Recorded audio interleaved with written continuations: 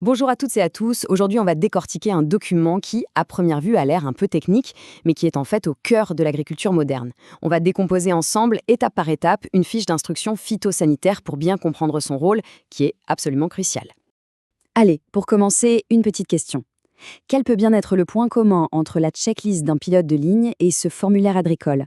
Eh bien, la réponse, c'est que les deux sont des plans d'action où chaque détail compte et où la précision est vitale. Ce n'est pas juste de la paperasse, c'est un protocole pensé pour l'efficacité, la rigueur et par-dessus tout, la sécurité. Commençons par la base, la toute première section de cette fiche. C'est ici que le décor est planté, que la fondation de toute l'opération est posée. C'est ce qui va définir le cadre de tout ce qui va suivre. Avant d'aller plus loin, il faut qu'on soit clair sur un terme essentiel, le traitement phytosanitaire. Qu'est-ce que c'est au juste? C'est tout simplement l'action de protéger une culture, une plante, contre une maladie ou un parasite. C'est le pourquoi de l'existence même de cette fiche. Ces champs peuvent sembler très simples. Campagne, culture, date, superficie. Mais en réalité, ils sont fondamentaux. Ils répondent aux questions de base quoi, où et quand. Chaque information permet d'éliminer toute ambiguïté et de définir très précisément le périmètre de la mission. Bon, une fois que la mission est clairement définie, il faut préparer les outils. Et c'est justement l'objet de cette deuxième partie. On va assembler le matériel nécessaire et, point absolument essentiel, les équipements de protection. Au centre de cette préparation, on trouve ce tableau. On peut vraiment le voir comme la recette du traitement. Il liste très précisément quel produit utiliser, son ingrédient principal, et surtout en quelle quantité exacte. Faisons un petit zoom sur cette colonne matière active.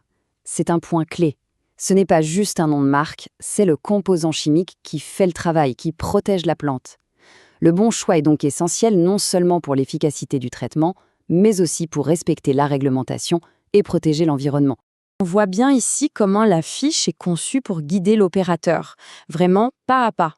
La logique est implacable. On part de la dose recommandée par hectare, on la multiplie par la surface à traiter, et hop, on obtient la quantité totale de produits à préparer. Pas de place pour l'improvisation, c'est un calcul de précision pour éviter tout gaspillage ou surdosage. Mais attention, la préparation ne se limite pas aux produits. La sécurité de l'opérateur, c'est la priorité absolue. La fiche détaille donc les équipements de protection obligatoires à porter. Et pour que tout soit bien verrouillé, la signature du responsable culture est indispensable. S'instaure une chaîne de responsabilité claire et traçable. Bien, le plan est prêt, les outils sont là. On passe à l'action. Et c'est là que la fiche change de rôle. De simple instruction, elle se transforme en un véritable journal de bord, un enregistrement en direct de ce qui se passe sur le terrain. Dans la partie basse de la fiche, on trouve ces champs qui vont capturer tous les détails de l'exécution. Qui a fait le traitement, sur quelle parcelle exactement, avec quel matériel. Chaque information est consignée, c'est la mémoire vivante de l'opération. Le timing est lui aussi enregistré. On note l'heure de début et l'heure de fin du traitement. Ça ne sert pas juste à chronométrer l'opération, ça permet de créer un historique ultra précis de l'intervention et on va voir juste après pourquoi c'est d'une importance capitale. On en arrive maintenant à la question fondamentale. Mais pourquoi toute cette méticulosité? Pourquoi tout noter avec autant de détails? C'est dans cette dernière partie que tout prend son sens. C'est là que l'on comprend l'objectif final de cette collecte d'informations. Il faut qu'on parle d'un concept clé, le DAR, ou délai avant récolte. C'est une règle d'or, une règle légale. Elle définit le temps minimum à attendre entre le traitement et la récolte pour être absolument certain que le produit est sain pour la consommation. La date du traitement, qu'on a notée sur votre fiche, devient donc le point de départ de ce compte à rebours vital pour la sécurité alimentaire.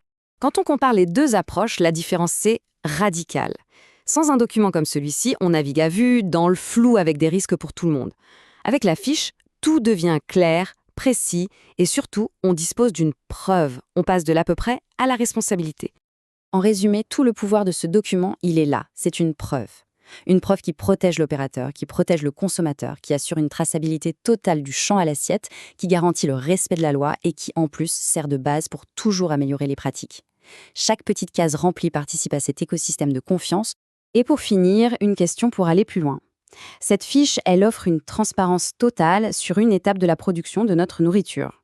En voyant ce niveau de détail, on peut se demander quels sont les autres produits de notre quotidien qui mériteraient un tel engagement de traçabilité et de sécurité. Voilà, c'est une question qui mérite réflexion. Merci beaucoup d'avoir suivi cette analyse.